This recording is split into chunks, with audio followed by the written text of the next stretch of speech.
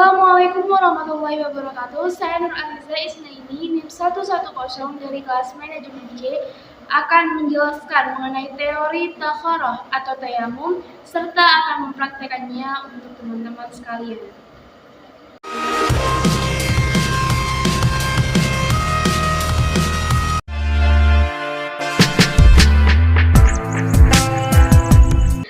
Tayamum sendiri adalah teknik untuk mensucikan diri di dalam agama Islam tanpa menggunakan air, tetapi menggunakan debu, pasir, ataupun tanah.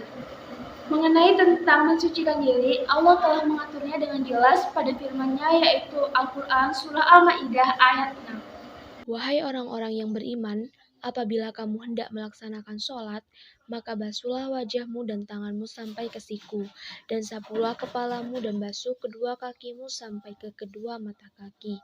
Jika kamu junub, maka mandilah. Dan jika kamu sakit atau dalam perjalanan atau kembali dari tempat buang air atau menyentuh perempuan, maka jika kamu tidak memperoleh air, maka bertayamumlah dengan debu yang baik dan suci. Usaplah wajahmu dan tanganmu dengan debu itu. Allah tidak ingin menyulitkan kamu, tetapi Dia hendak membersihkan kamu dan menyempurnakan nikmat-Nya bagimu agar kamu bersyukur. Sedangkan perbolehan untuk melakukan tayamum telah disyariatkan oleh Allah Subhanahu wa taala sendiri pada firman-Nya, yaitu Al-Qur'an Surah An-Nisa ayat 43. Adapun jika kamu sakit atau sedang dalam perjalanan atau sehabis buang air atau kamu telah menyentuh perempuan sedangkan kamu tidak mendapat air, maka bertayamumlah kamu dengan debu yang baik dan suci. Usaplah wajahmu dan tanganmu dengan debu itu. Sungguh Allah Maha Pemaaf, Maha Pengampun.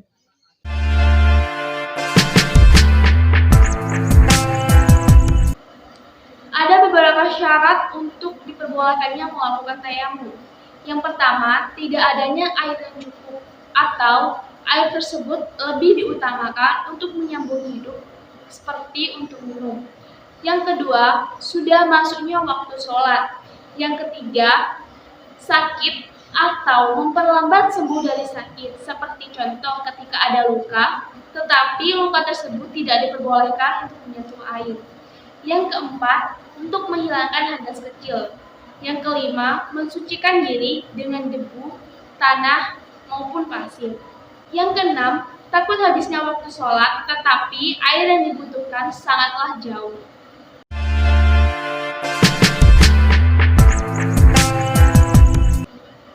Ada beberapa hal yang bisa membatalkan tayamum. Yang pertama, semua hal yang membatalkan wudhu, seperti bersentuhan kulit dengan lawan jenis dan kentut. Yang kedua, melihat air yang bisa digunakan untuk berwudhu. Dan yang ketiga adalah murtad atau keluar dari Islam.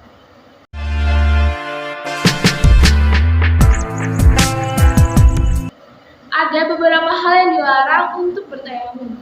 Yang pertama, berhadas besar, karena takharah digunakan untuk menghilangkan hadas kecil, dan ketika kita telah melihat air, maka hendaklah untuk mandi besar.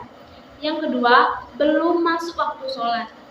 Dan yang ketiga, digunakan bertayamum untuk sholat hari raya maupun sholat jenazah.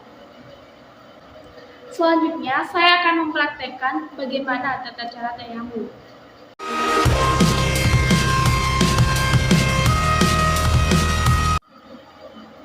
Yang pertama, mempersiapkan media untuk bertayamum, yaitu debu, pasir, maupun tanah. Di sini saya menggunakan media debu. Selanjutnya adalah disunahkan untuk menghadap kiblat.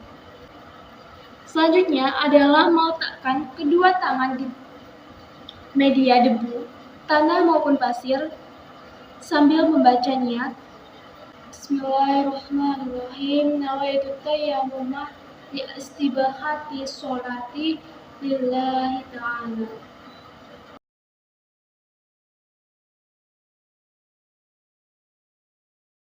Kemudian, usapkan kedua telapak tangan ke wajah. Kemudian ambil debu di tempat yang berbeda. Dan selanjutnya adalah mengusap kedua tangan. dahulukan bagian yang kanan. Jika kalian menggunakan aksesoris seperti jam tangan maupun cincin, maka sebaiknya diwajibkan untuk dilepas.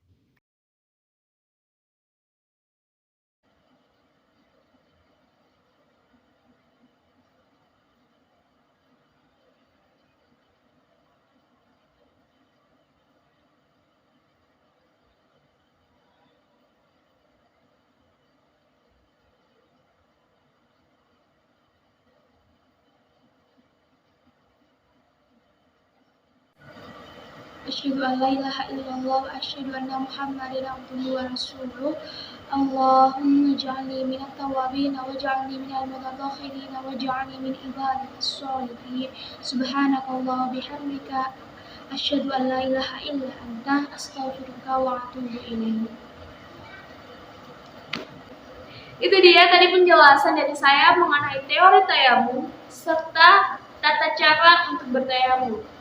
Apabila dari penjelasan teori serta praktek yang saya lakukan ada perbuatan yang kurang tepat maupun kalimat yang kurang berkenan, silakan teman-teman untuk menuliskan pendapatnya di kolom komentar sehingga saya dan teman-teman bisa mendapatkan ilmu baru dan bisa saling belajar.